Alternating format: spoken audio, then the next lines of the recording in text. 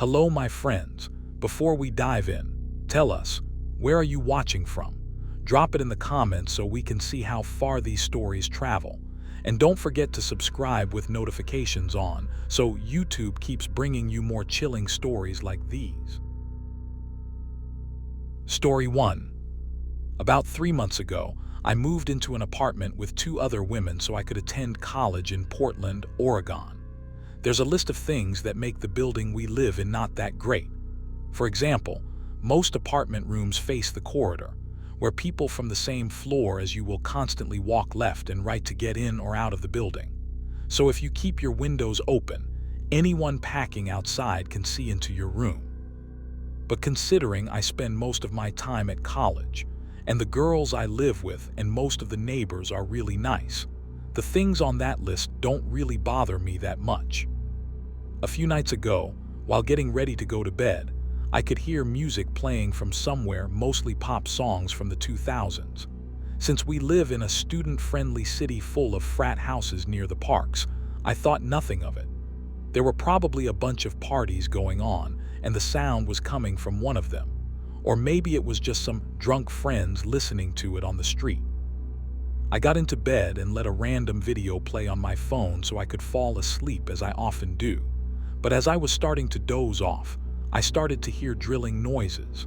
At first I thought I was just sleepy and hearing things, or maybe it was coming from my phone, but I paused the video and listened closely. There was definitely someone using a drill somewhere nearby. I got up and walked around the apartment feeling confused. It was around 11, so there was no way that someone could be working still. The sound was louder at my bedroom window, so I opened it to check and quickly realized that it was coming from the neighboring apartment, the one that's closest to my window. At that moment, I realized that music was also coming from there. No one lives in that specific apartment, so my confusion only grew. But then I figured maybe someone had planned to rent it, talked it over with the landlord, and he ordered for something in it to be fixed. Still, the fact that they were doing it so late into a Thursday felt really strange. I went back to trying to sleep, but they wouldn't stop making noise.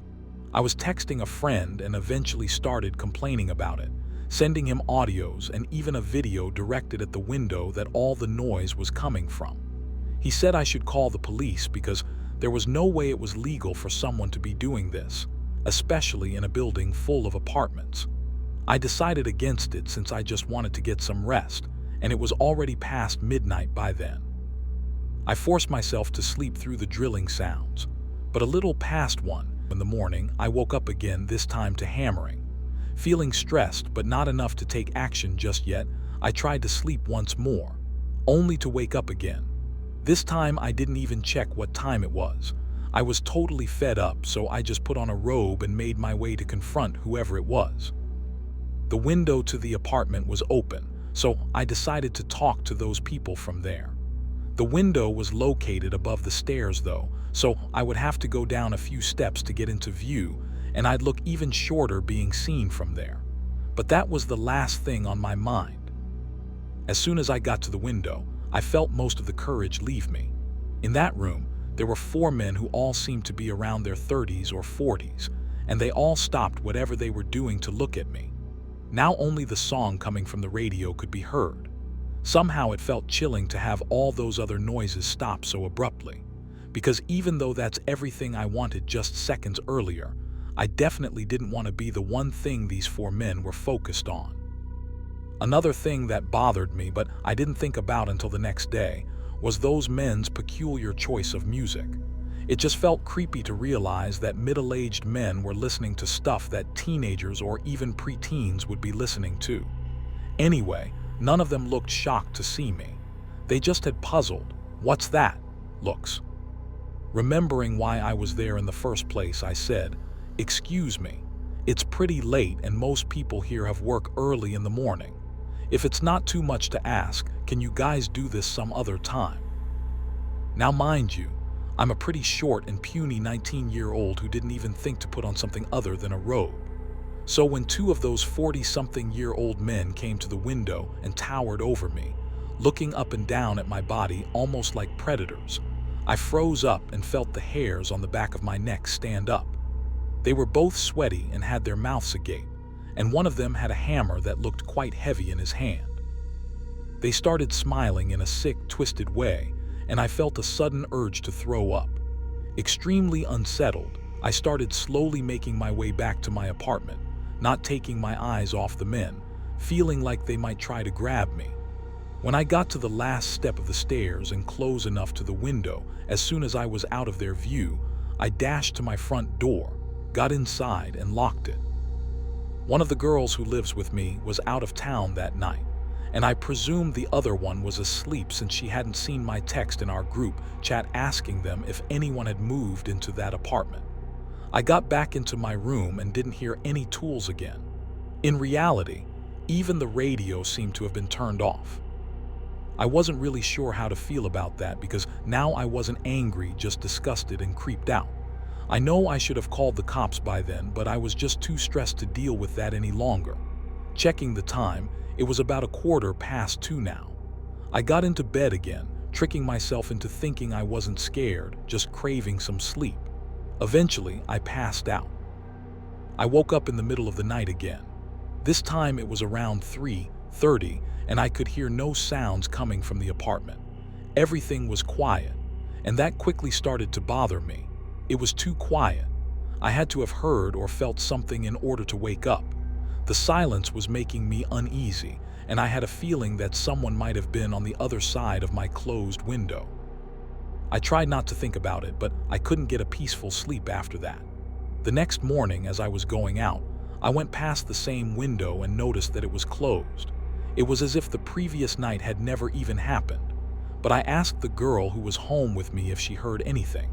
She said she had woken up several times during the night, but couldn't get up and do something about it due to sleep paralysis. Either way, that confirmed I wasn't delusional. Those people really were there. But then, how did they have the keys to the building and that apartment? Why did it seem like they didn't want to be seen during the day? What were they thinking of doing to me, or maybe any passerby? It's been a week now, and thankfully I haven't seen those men again. Still, I have no idea who they were or what they were doing, and I'm honestly scared to even think about the possibility that they might come back or still be lurking around. Story 2. I live in a pretty basic suburban town on Cape Cod, Massachusetts. My girlfriend Hannah and I recently started renting a small house perfect for 2 to 4.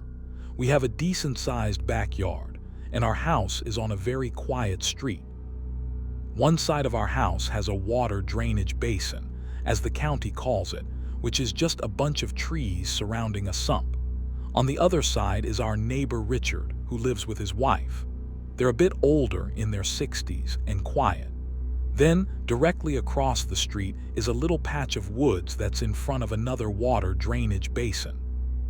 So for people who like privacy out front, our house is perfect. But then there's the backyard. Richard's house is blocked off by some bushes that the landlord planted years ago, so besides the house directly behind us over the fence, there are no other houses that could see into the yard.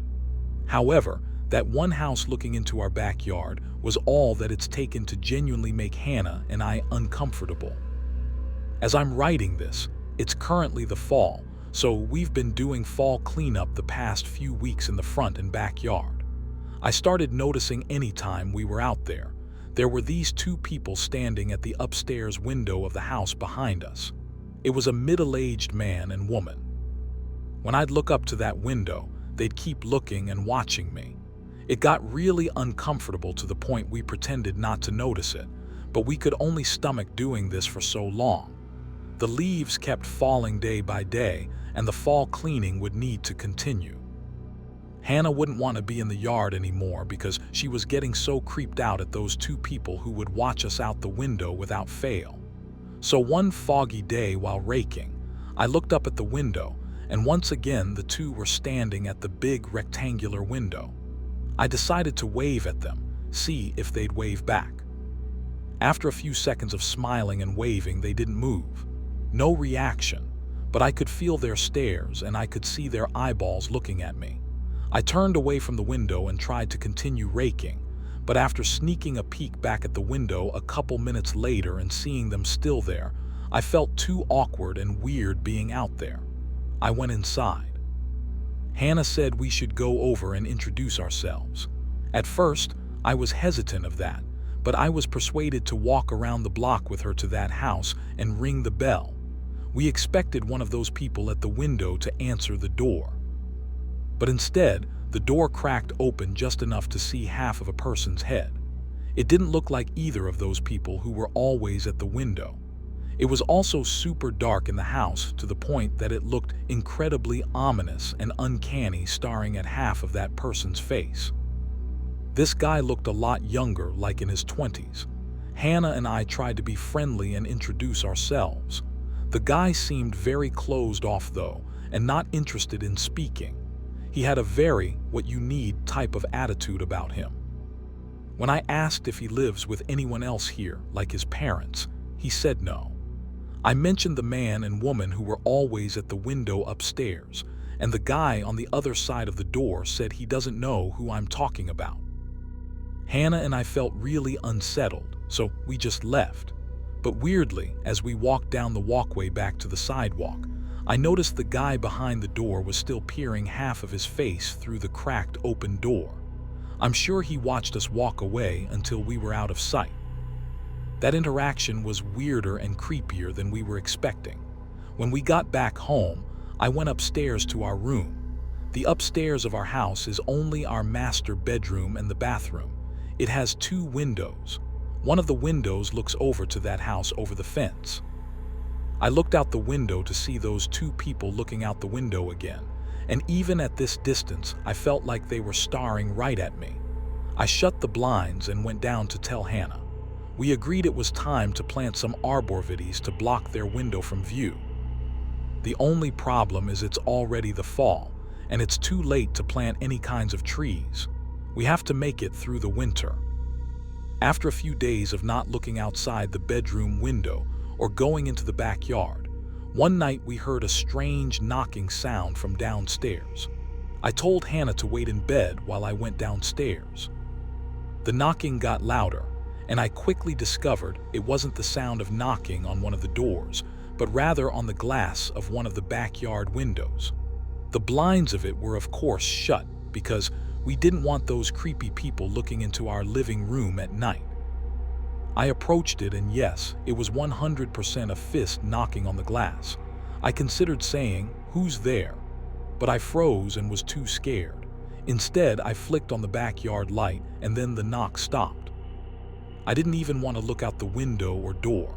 I kept the light on and then went back upstairs to my room, where I told Hannah about the creepy knocking, but I claimed that I chased whoever it was away. I exaggerated in fear of sounding like a coward. I also didn't want her to worry.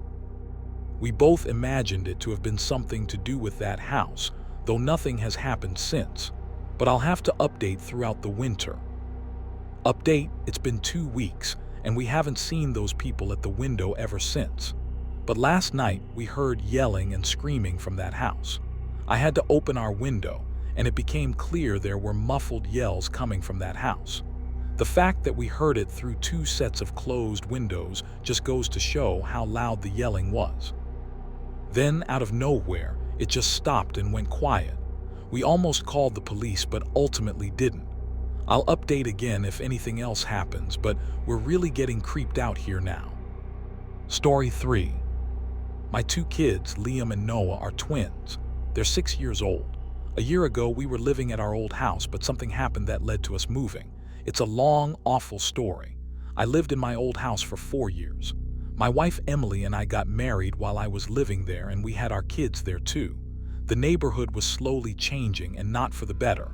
But even still, we originally planned on staying in that house for the foreseeable future, until this happened. We were a corner house, and the house behind us on the intersecting road was covered by a bunch of tall trees and bushes, so we hardly ever saw those neighbors.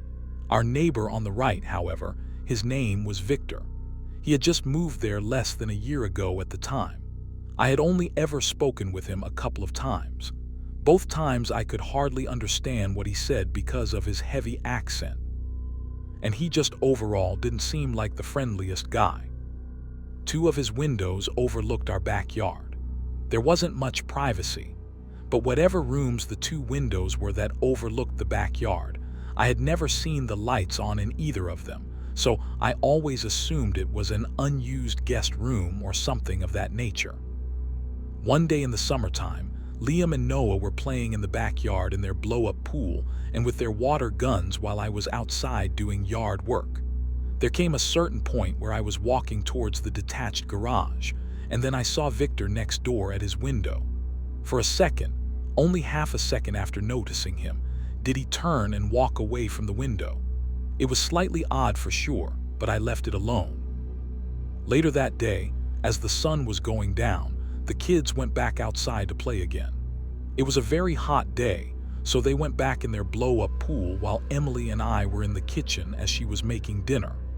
Then the kids' laughter went quiet for a while, and suddenly Noah came inside and said there was a flashing light from the neighbor's window. I had to follow him into the backyard to ask him to show me what he was talking about. He pointed to one of Victor's upstairs windows that overlooked the backyard and said there was a white light that kept coming from that window. I right away assumed the worst and asked the twins if it looked like a camera flash. They both said yes. I told them it's time to dry off and come inside, so I helped them dry themselves and then brought them in, where I went to tell Emily about this. She right away assumed the worst just like me. She said I should go next door and knock on Victor's door. So I did, but when I did, he never answered the door. His car was even in the driveway, so he had to be home. After a few attempts at knocking and ringing the bell, I gave up and went back to my house. I told Emily he wasn't opening up, which made what the kids said seem even more credible. While we couldn't prove that the white light the kids were seeing was a camera flash, it sure did sound like it, and it was concerning to hear. Some time passed, maybe even weeks, before one night when Emily and I were in the bedroom, we heard our side gate being quietly opened and closed outside. Emily wanted me to go check outside, so I stepped out into the backyard and looked around. I had on all the lights as I searched. I found nothing and nobody, but I noticed the lights in Victor's backyard were on. I went over to look over the fence into his yard, and I nearly jumped out of my skin when he came up to the fence from the other side and asked if I needed something. I asked him if he'd seen or heard anyone sneaking through our yard. He said no. I took this time to also ask him bluntly if he had by chance been watching my kids, as they thought someone was at his window taking pictures of them playing in the pool. His reaction to this was a bit suspicious. He acted overly offended to my asking this, almost yelling at me for such an accusation. Again, without proof, I couldn't, nor did I want to start issues with a neighbor. I apologized and went back inside. Emily was not happy about this, saying he's full of it. The next incident didn't happen until another few weeks later. This time, it was in the middle of the night when we were asleep. I woke up to Emily shaking me in a panic. I looked around the room, confused at first, but then when I heard the kids screaming from their room, I exploded from the bed and ran downstairs to the kids' room. Noah was awake and crying, and I found out a few seconds later that his crying and screaming had awoken Liam. Liam was crying and screaming in reaction to him. Noah said there was someone outside the window a second ago, and there was a camera flash from the window. I got goosebumps, but I also felt my blood begin to boil. All I could say was, "What did he look like?" He said he didn't see. I brought the kids up to our room to sleep in the bed with us. With the lights off, I peeked out our bedroom window to look across at Victor's unlit house next door. I looked at each window of his house, and I found him. He, just like me, was peeking out one of the upstairs windows in that same room that overlooks the backyard. I stormed outside next door and rang his doorbell like 15 times. He never opened his door. I did call the police just to make a report on Victor. That way, if any future reports were made about him from other people, maybe the police department would look into him. I never saw him again. Sometimes I'd sit out front waiting to see him outside, but he'd clearly avoid coming outside when I'd be out there. Because of this, we ended up moving within a month to a new house in a different but nearby town, which has proven to be a better place to raise the kids. Story 4. The whole sad mess started in May of 2005. I've been living in a 2-bedroom house next to Bay City Community College for 2 years, no girlfriend to speak of, and incredibly lonely. So when Sarah moved in next door, I was praying for a shot.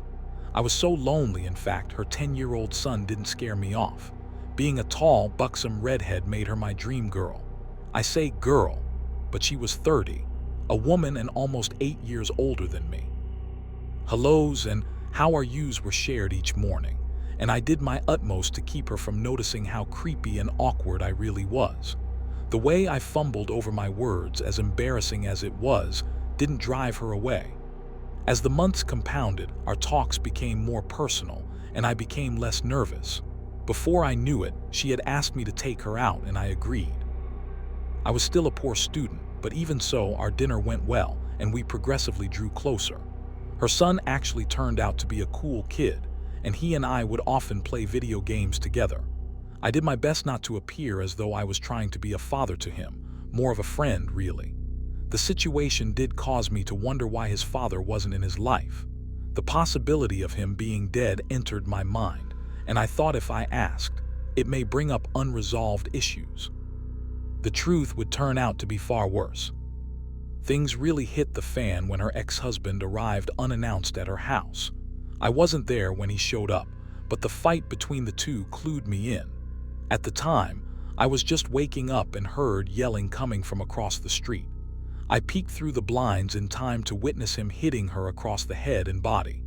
This instance would be the first of many, and was the moment I knew what we had was over. Long ago, I learned the hard way not to get involved in an argument between partners. If you're lucky, you get out unscathed, but if you try to be the hero, the effort rarely gets rewarded. Even if she would have asked for help, I probably wouldn't have done it, but she never did. In fact, for the remaining time she and her son lived there, no words passed between the two of us. The ex moved in not long after and stayed until they moved out. A few times, her and I would share a passing look, her eyes projecting an air of regret and apology, but nothing became of it. I made the choice to move on just as she had. Many times more I would witness the abuse, and at least once she knew I had. No one was going to save her but herself. I did have one more brief conversation with her son. He let me know his father had returned home from the state prison, and the whole family was about to move across town to a suburban apartment complex. This talk was probably more of a way to let me know what happened than a friendly goodbye. I thanked him and said goodbye myself. They moved the next week, and that was the last time I saw either of them. Despite the overwhelming feeling of loss I carry with me, the truth is, she was always too good for me. An unconfident and shy boy was never a match for a beautiful young woman. At least, that's what I tell myself. No matter how brief our time together was, it was the best of my life, and I pray nightly I'll feel that joy again. Story 5.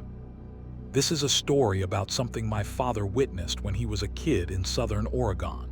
He was born and raised on his family's farm until he was drafted to fight in Korea.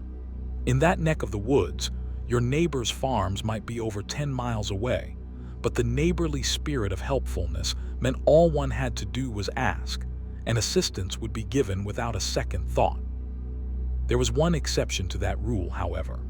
The two landowners to the north of his family's place had been at war since, some said, the Great Depression. One farmer had been a loyal populist and cattle baron, while the other was supposedly the head of a recently arrived migrant family who supported Franklin Roosevelt and the newly formed New Deal coalition. The migrants were also wealthy and had purchased a large plot of land the other farmer had coveted for some time. Like so many other families in that part of Oregon, what started as a disagreement over economics was only worsened by the coming war. When the bloody conflict ended and both men returned from fighting, those in the surrounding area hoped their differences would be squashed. But this was not to be. The bitterness that had always seethed just below the surface broke free anew after a dispute over a property line sprang up.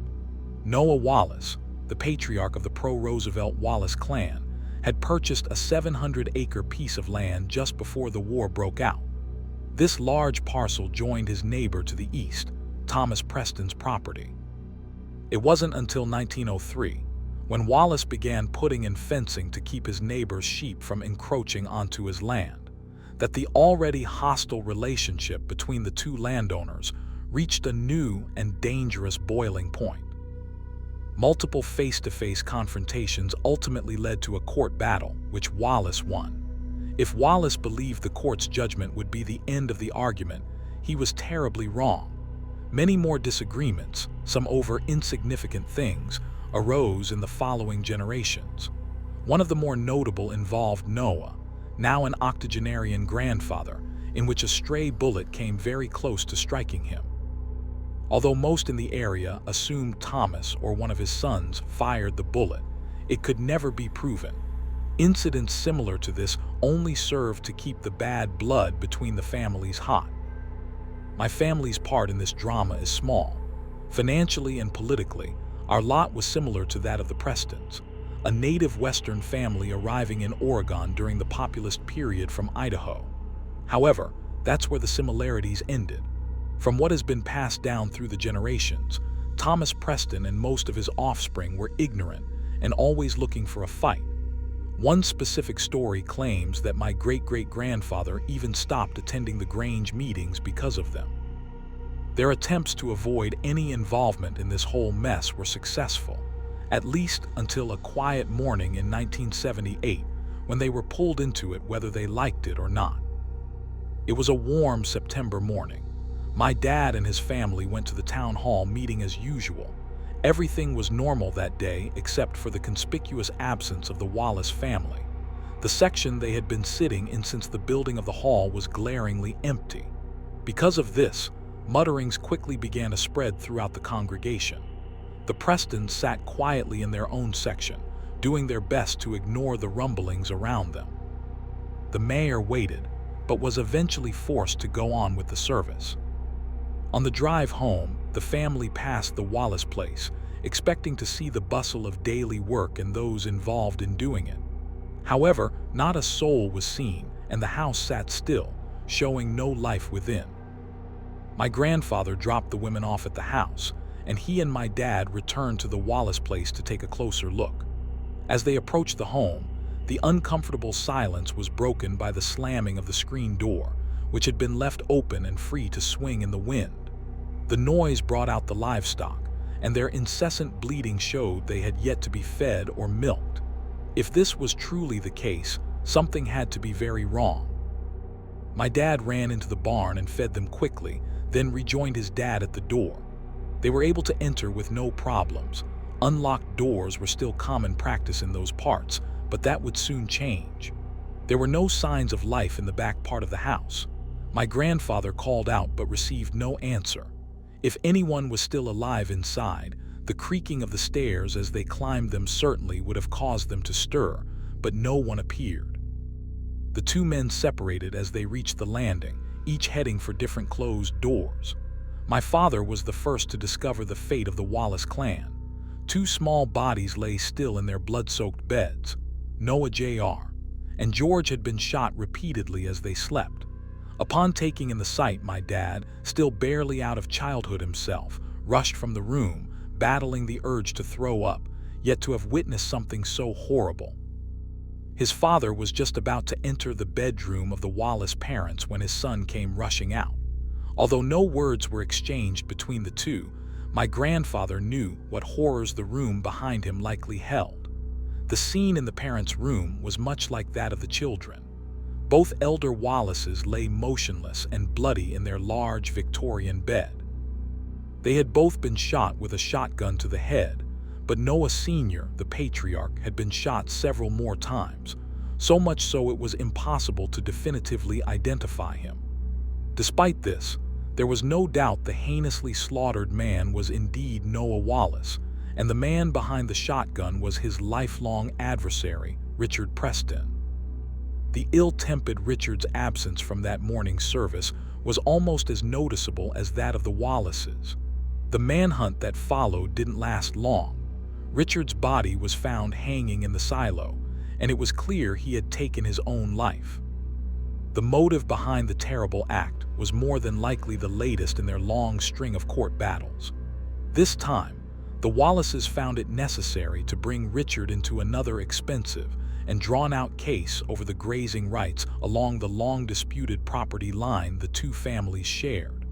After more than 3 years of fighting, the Prestons would ultimately come up on the short end of the stick. What would have been just another link in the chain connecting the two farm dynasties for over 100 years proved to be the end of the Preston family's hold on their land. It was later discovered that they had been barely managing to keep their heads above water from harvest to harvest, and Noah Wallace's suit and their eventual loss was the final blow. Once Richard no longer had anything left to lose, the century-old bitterness between the neighboring families broke free and gave him the justification many of those before him lacked. His family told the deputy the wife claimed she knew her husband and saw him step out just after sundown, only to return 2 hours later with a substantial bit of blood on his shirt. She stood by their bedroom window and watched as he burned those same clothes.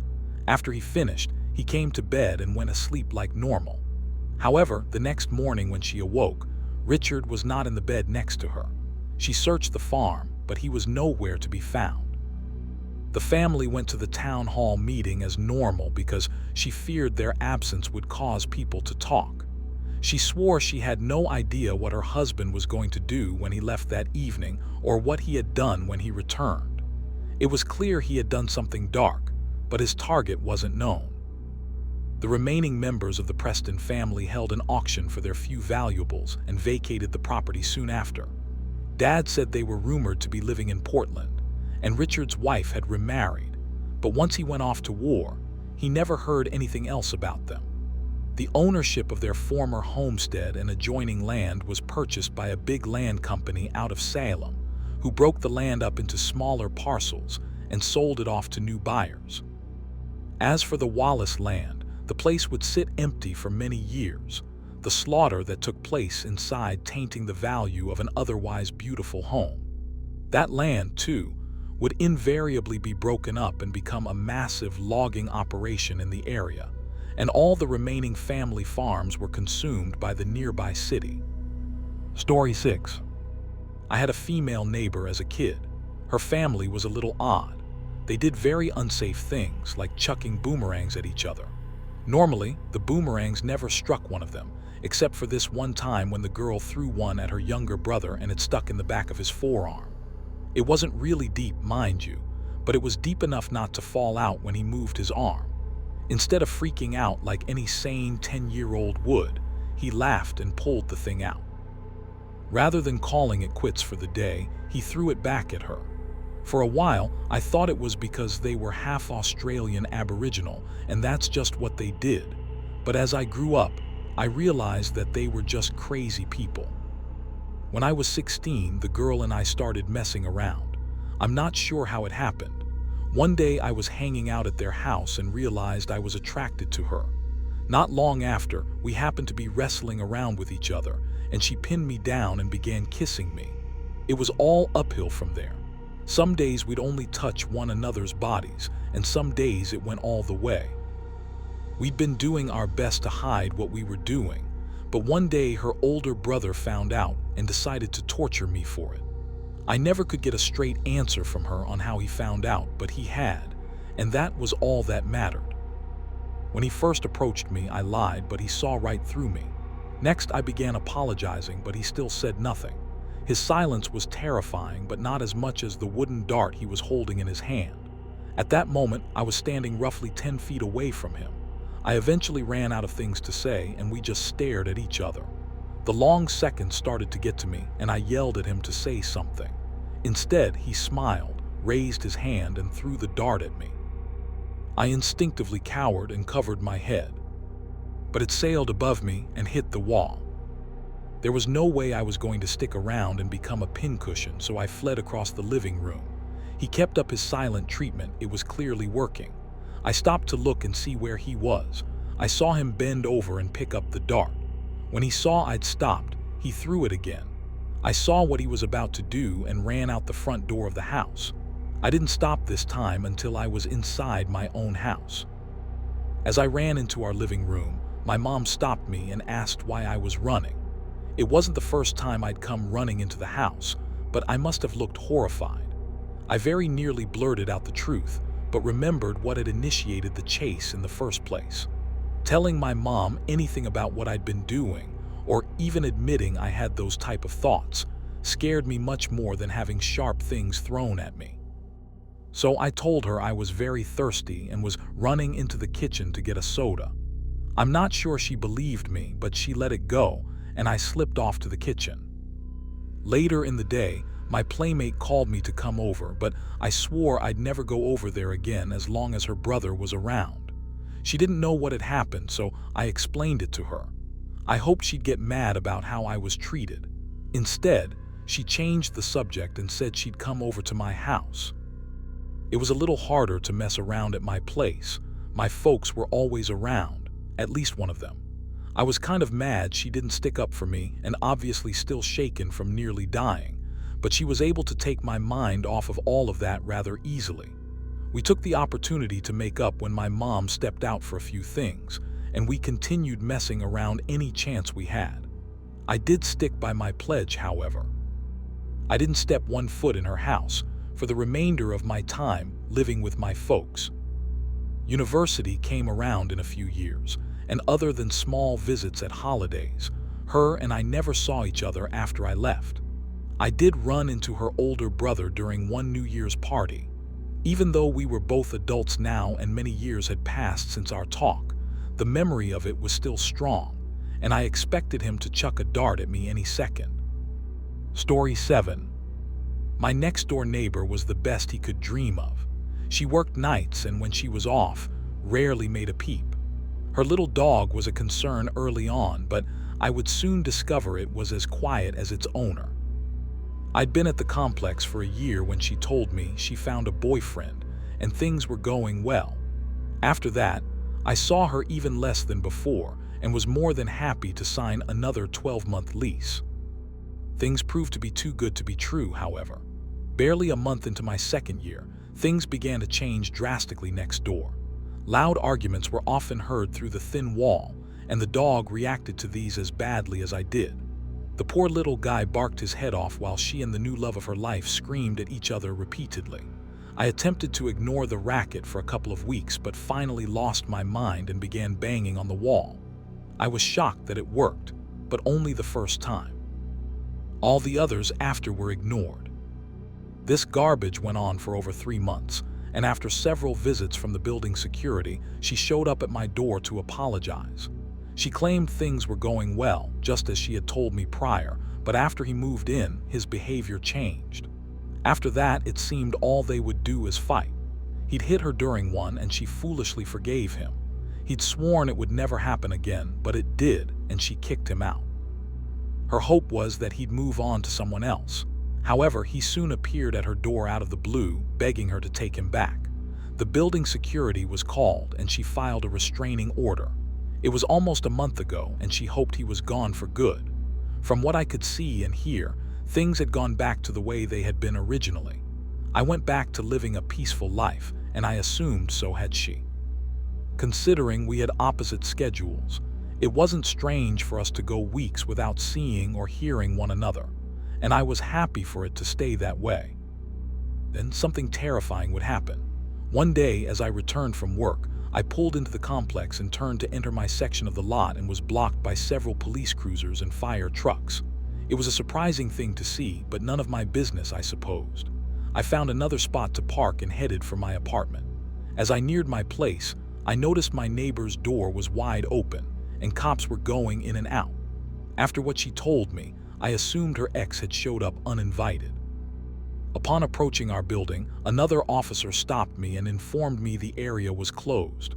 I let him know I lived in the building and asked what had happened. They couldn't tell me, but if I waited for a detective to come out, he'd probably have some questions for me. The cop said something over his radio, and a minute later, a guy in a suit came out of the apartment and took me aside. He only had a few questions, if I'd seen anything and the like. As the seconds passed, I got increasingly nervous and begged him to tell me what was going on. He paused and said in a very serious voice that my neighbor had been found dead in her apartment earlier that day. My eyes had to have looked like saucers to him.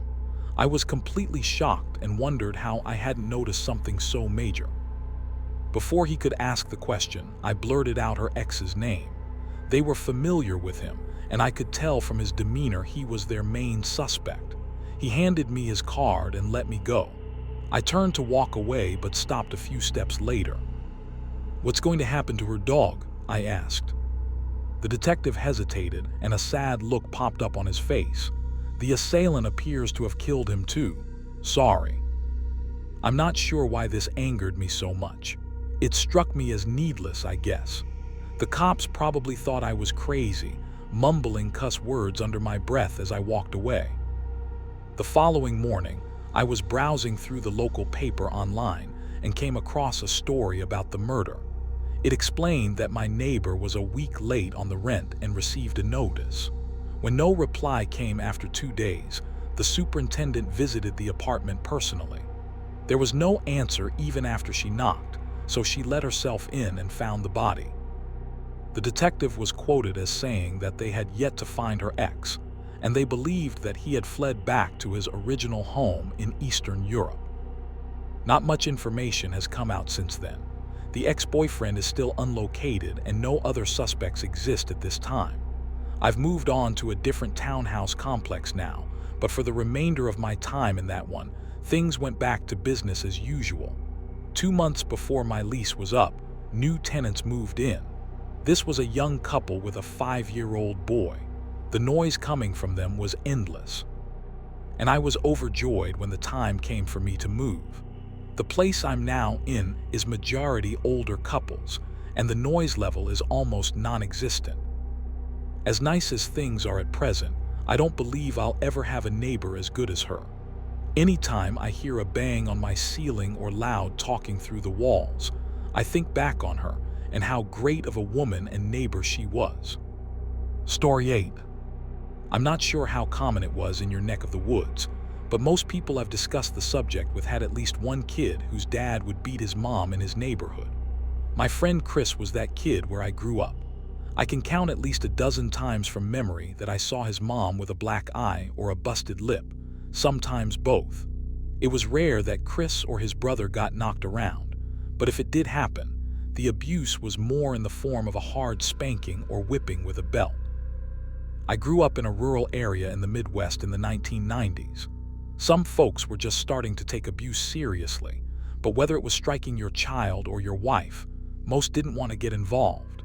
You have to realize a lot of the old community leaders lived by the spare the rod, spoil the child motto, and many of them, among others in the community, still believed a woman didn't get hit unless she said something she shouldn't have. It was an odd time indeed, but many others in my community despised any form of abuse and said so as often as they could. My parents were some of those, but let me play at Chris's house anyway. I'd see his dad every once in a while and he seemed nice. He was quiet and not many words were exchanged between us, but I never saw any reason to be afraid of him, no matter what the adults around me told me. However, I did tend to be around later in the day after he had a few whiskeys. Unfortunately, one day I would stay too long and see the man for who he truly was. That day, Chris and I had been playing a game on his computer. I can't remember which one, but I got distracted and didn't notice the sun was going down. Back then, I could go anywhere in the neighborhood as long as I was back by dark. I had lost track of what I was doing, and the next thing I knew, I was running late. Pagers were not a common thing in those days, so my mom couldn't just pick one up and tell me to come home. I started to panic because I knew I'd be in trouble. I threw down the controller and said bye to Chris. When I got up to open the door, Chris's dad flung it open and asked me where I thought I was going. I told him that I was late and needed to get home. The entire time I was respectful, and even called him Mr. Davis like my parents had taught me to do when speaking to adults. He replied by saying that I was just a stupid little rat because I was already there. The words were slurred as he said them and confused me. I looked over at Chris, bewildered. His expression showed utter fear. I wasn't sure what to say, so I said nothing. I stared back at Mr. Davis, hoping he was just playing a joke on me. His next words were, "What's wrong with you? Cat got your tongue." These were just as slurred, and he swayed as he said them. That's when I saw the whiskey in his hand and I became very afraid. If I could have shrunk in size and rolled away, I would have. With the knowledge I had surrounding how he acted when drunk, I was sure I was about to be beaten for nothing. His eyes were very glassy and he looked around, hoping for someone to speak, but we were too scared. "Well, if you're not gonna talk, you old man, go outside and help your brother pick up the stuff out of the yard." Instead of looking at Chris when he said this, he was turned toward me. I could only assume he mistook me for Chris. The real Chris was sitting just behind me on the floor, well within range, but I guess he was so drunk Chris was invisible, or maybe he was so used to seeing double he thought that was the case. At that moment, I was about to correct him before I saw this as my way out. I did as he said, but rather than stop to help Chris's little brother, I booked it 3 houses down to my own. I hid in my room. I got lucky that night. Neither of my parents heard me sneak in, and when they came to check on me, they assumed I'd been in my room the entire time. After weighing the pros and cons of telling them about what had just occurred, I chose not to.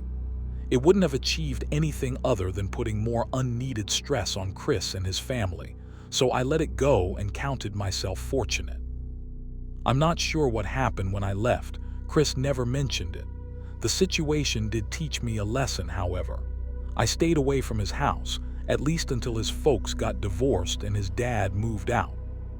The family's life greatly improved after that, and Chris graduated valedictorian of his class. The man that would marry his mom later was the exact opposite of his father and became the dad he'd always dreamed of. In the years since my childhood, the attitudes toward domestic violence have improved greatly. I, for one, can say I'm very pleased to see it. Children living in fear can never be a good or godly way to be. And because of this, I know I can be far more confident that my son and his group of friends will be less likely to find themselves in the same situation that I did. Story 9. In 2015, I moved to Seattle with my wife Chloe and our 7-year-old daughter Lily. It was the beginning of a new chapter for us. Our house was small but cozy, tucked in a quiet cul-de-sac. The first day was hectic with all the unpacking, but by evening we had settled into the living room, enjoying a quiet moment as a family. That peace was interrupted by a knock at the door. It was 9 p.m., and we weren't expecting anyone. Lily looked at me curiously, and Chloe glanced toward the door, her brow furrowed. "Who is it?" I called out. A soft voice replied, "Your neighbor." I opened the door to find a petite woman in her mid-30s. She had dark hair pulled back into a neat ponytail and was carrying a dish covered with foil. Her smile was warm and inviting. "Hi, I'm Laura. I live next door with my husband and son. I just wanted to welcome you to the neighborhood," she said, handing me the dish. The scent of freshly baked chicken pot pie wafted through the air. "Wow, thank you so much. That's so kind of you," I said, genuinely touched. Chloe joined me at the door and we introduced ourselves. Laura was delightful, bright, bubbly, and easy to talk to. But the conversation was cut short when a man stormed up the driveway. He was tall and broad, his face set in a scowl. "Lau, what the hell are you doing?" he barked, his voice sharp enough to make Lily jump from the couch. Laura's smile faltered and she quickly handed the dish to Chloe. "Sorry, I should go. It was nice meeting you," she said hurriedly. The man shot us a glare before dragging Laura back toward their house, muttering angrily under his breath. We stood there stunned. "Wow, he seems intense," Chloe said as we closed the door. Despite that strange introduction, the first month in our new home was wonderful. Laura often stopped by with baked goods or to chat, always apologizing for her husband David, who she claimed had a short temper. She was a kind woman, always asking about Lily and even offering to babysit if we ever needed her. David, on the other hand, was the opposite. He barely spoke and seemed perpetually angry, his cold, piercing eyes unnerving us whenever we crossed paths. One night around 1 a.m., we were jolted awake by loud shouting. It was coming from Laura and David's house. "Why do you always do this? I told you not to," David's voice thundered, followed by a loud crash. Chloe and I exchanged worried looks. "We should check on her," she said, already getting out of bed. Reluctantly, I followed her. We knocked on their door, but there was no response. After a few minutes, the door finally opened. David stood there shirtless and sweating, his face red with anger. "What do you want?" he snapped, his eyes narrowing. We heard shouting and wanted to make sure everything was okay," I said. His expression darkened and he stepped closer, towering over me. "Mind your own business," he growled, "and don't ever come here again." Before I could respond, he slammed the door in our faces. Chloe grabbed my arm. "Something's wrong," she noticed. "Laura might need help." The next day, I kept a close eye on their house. Around noon, I saw David loading up his car. Laura was nowhere in sight. Instead, he had their young son with him, a quiet little boy of maybe 6 or 7. What caught my attention, though, was the large black duffel bag he struggled to lift into the trunk. It looked heavy, too heavy. As he locked the house, he noticed me watching from our balcony. He smiled, a wide, unsettling grin that didn't reach his eyes, then got into the car and drove off. My gut told me something was wrong. I went down to their driveway, hoping to find some clue as to where Laura might be. That's when I noticed it, a thin trail of red liquid.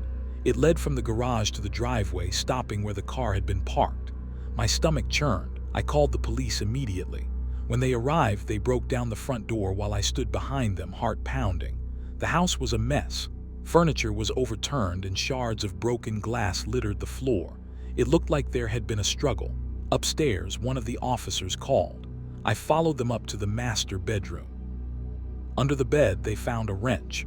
The handle was sticky with dried blood and strands of hair were tangled around it. The sight made me sick. "He did something to her," I said. The police began their investigation in earnest. Weeks went by with no sign of David or Laura. Then one day I got a call. "We've arrested David at the bus station." The officer said he was trying to flee the country. Chloe and I were relieved, but there was still no sign of Laura. That's when the police decided to question David's son about the duffel bag. The little boy replied, her voice trembling. "Daddy buried the duffel bag in the park." With his help, the police searched the nearest city park. It didn't take long to find it. The black duffel bag half buried in the dirt. When they opened it, the stench hit us first. Inside was Laura's lifeless body, her face frozen in a look of terror. David confessed during interrogation, though his story was twisted. He claimed Laura had been unfaithful, that she'd betrayed him, but Chloe and I knew better. Laura was nothing but kind, a devoted wife and mother. David, on the other hand, was a heavy drinker, his temper always on edge. He didn't need a reason to snap.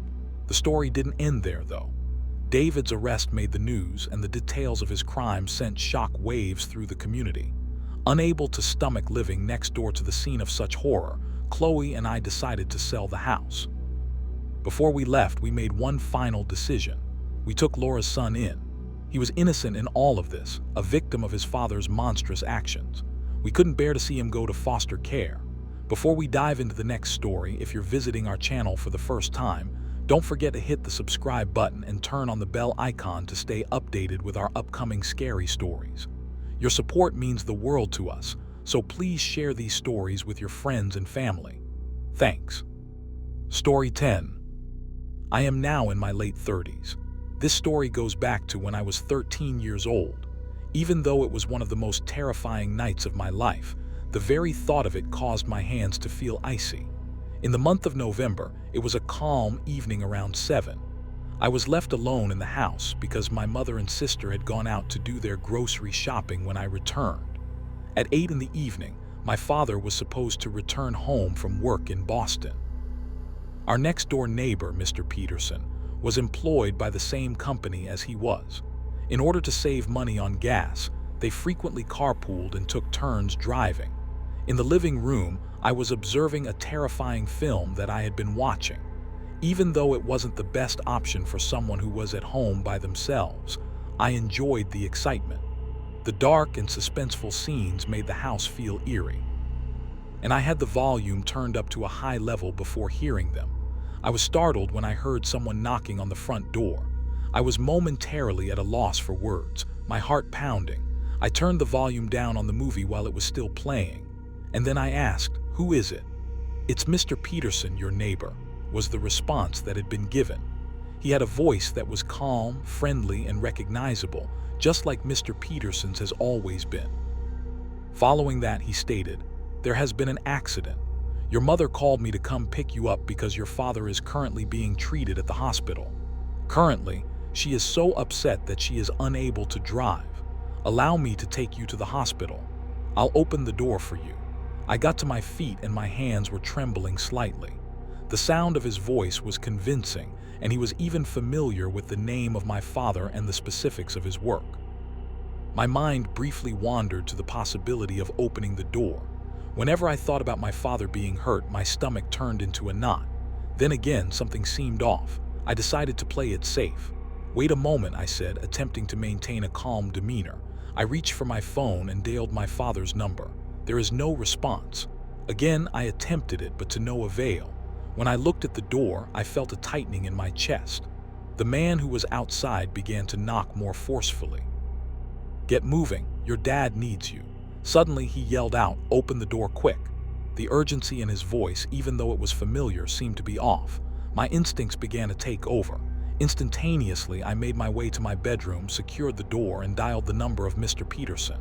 I waited for him to pick me up, and my hands were shaking as I did so. "Hi there." In a relaxed and unhurried manner, Mr. Peterson's voice responded. "What is your whereabouts, Mr. Peterson?" I inquired, having a trembling voice. "As for me, I'm at work with your father. How come? Is everything not a problem?" My chest sank in shock. When I asked, "Are you with my dad?" I hushed. "It is true. Look, he's sitting right here." He responded, completely perplexed. "Would it be possible for you to hand him the line?" In a hurry, I inquired. After a brief pause, the voice of my father was discernible. "What exactly is the matter, my darling?" "There is a man at the door who is posing as Mr. Peterson," says the person. I uttered the words. "According to him, you are currently in the hospital, and he wants me to open the door for you." There was a momentary pause, and then my father's voice quickly changed to one of seriousness. "Let me speak to you. Don't leave your room. Make sure the door is locked and don't make any noise. At the moment, I am going to call the police. Don't hang up on me." I remained on the line while sitting on the floor close to the door to my bedroom, which was locked. The rapid beating of my heart was so intense that I was afraid it might burst.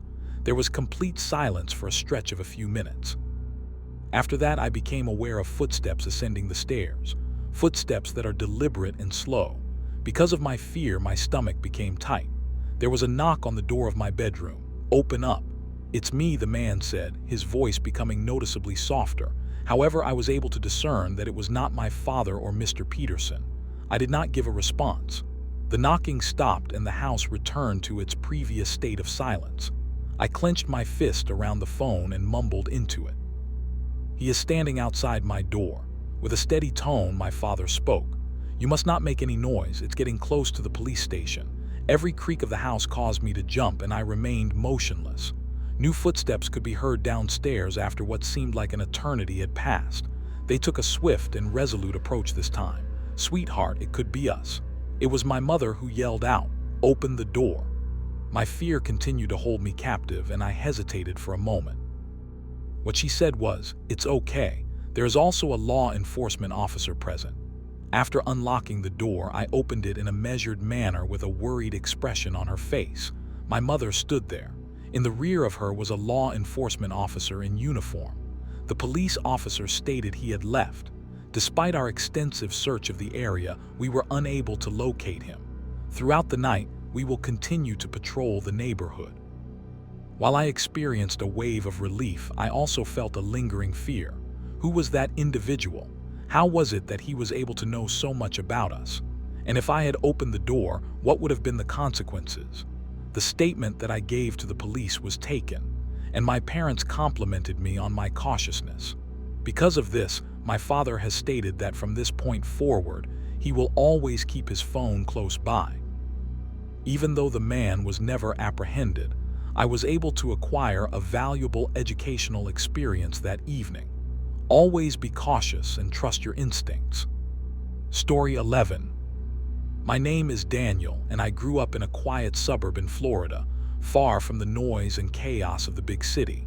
Our neighborhood was the kind where everyone knew each other, where kids rode their bikes until dusk, and people left their doors unlocked without a second thought. That all changed 8 years ago when a new neighbor moved in. It was late summer, the kind of evening where the sky turns a burnt orange before night falls. I remember watching from our living room window as a large, beat-up moving van pulled into the driveway of the house across the street. The house had been on the market for months, its beige siding and overgrown lawn and a sore thumb in our pristine little neighborhood. My parents were excited about new neighbors. They always hoped for someone friendly, maybe with kids around my age. Instead, we got him. He stepped out of the van, a tall man in his mid-40s with pale, sallow skin and dark, deep-set eyes that seemed to hold a permanent scowl. He wore a faded windbreaker despite the sweltering heat, and his movements were stiff, almost robotic. There was something unsettling about him right from the start. He didn't wave, smile, or even glance at any of the houses around him. He just unloaded his boxes in silence methodically, as if he were trying not to draw attention. Over the next few days, we learned bits and pieces about him through whispered gossip among the neighbors. His name was Mr. Vance, and he had recently moved from Chicago, specifically from some dangerous neighborhood people in our town had only heard about in crime dramas. Nobody knew much else. He never made small talk or attended neighborhood gatherings. Whenever I saw him, he was either fixing up his house or sitting on his porch starring. And that's what got to me. The way he stared at our house, at first I thought it was just a coincidence. His porch faced our home, and maybe he was just zoning out, lost in thought. But as days turned to weeks, I realized it wasn't random. Every time I walked outside, whether it was to grab the mail, water the lawn, or toss a frisbee in the driveway, his eyes would follow me. Sometimes I'd glance up and see him watching through his front window, his face expressionless, his shadow barely visible behind the sheer curtains. "Don't be ridiculous," my mom said when I told her. "He's probably just lonely. You should go say hi." Reluctantly, I did. One Saturday afternoon, I worked up the courage to cross the street and knock on his door. The walk to his house felt like crossing into another world. His lawn was patchy and brown, and the curtains in every window were drawn tight. When the door opened, the first thing I noticed was the smell.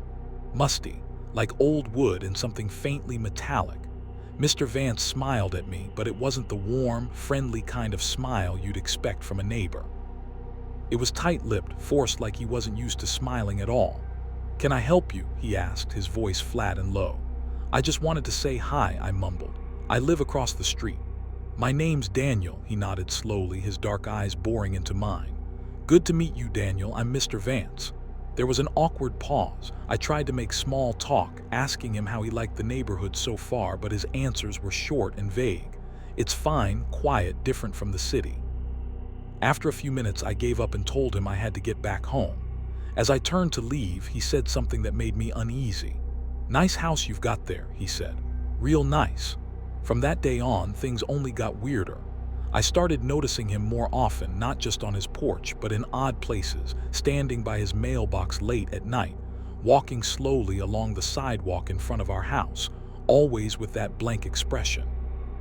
One evening, I saw him standing on the corner, staring at our house for what felt like an eternity before disappearing into the shadows. Then came the photographs. It was a Sunday afternoon, and I was shooting hoops in the driveway when I caught him out of the corner of my eye. He was standing across the street holding up a phone and pointing it directly at our house. I froze. "What the hell?" I muttered under my breath. I ran inside and told my parents. But when my dad went out to confront him, Mr. Vance was gone. The only trace of him was the faint sound of his front door closing. That night, my parents debated what to do. My mom was convinced he was harmless, just a lonely man with some quirks. My dad wasn't so sure. "It's not normal," he said, shaking his head. The guy gives me the creeps. We decided to keep an eye on him, but things escalated faster than we expected. 2 nights later, around midnight, I woke up to the sound of faint clicking. I crept to my window and peeked through the blinds. There he was, standing on the sidewalk in front of our house, his phone's flash as he took picture after picture. My heart pounded in my chest. "Mom," I said urgently, running to their room. By the time my dad got outside, Mr. Vance was gone again, but this time we didn't let it slide. My dad called the police. When the officers arrived, we explained everything. His starring, the photos, the late-night appearances. They assured us they'd look into it and headed across the street to question him. We watched from the window as they knocked on his door, but no one answered. The next day, 2 detectives showed up at our house. They'd gotten a warrant to search Mr. Vance's home, and what they found was straight out of a nightmare. Inside, they discovered a room covered in photographs of our house. Every angle, every window, every door. He had it all documented. Some of the pictures were marked with red circles as if he'd been planning something. What was he planning? My dad demanded, his face pale. The detectives didn't have a clear answer. They told us Mr. Vance had vanished. No trace of him, no forwarding address, nothing. He'd left behind everything, including the eerie shrine dedicated to our home. The days that followed were tense. Every creak in the house, every shadow outside made my heart race. My parents tried to reassure me that he was gone, but I couldn't shake the feeling that he was still watching, waiting. Weeks turned into months, and eventually the fear began to fade. But the house across the street remained empty, a haunting reminder of what had happened.